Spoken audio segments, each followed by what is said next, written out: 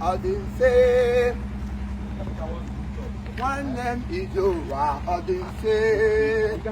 ewu ije ụwa ọ dị mfe onye ejila ije gbuo onwe ya n'elu ụwa nwanne m eze enyi m ije ụwa ọ dị mfe ime ebe ka ị na-agakwa nna m ebe ka ị gaje anyị gaje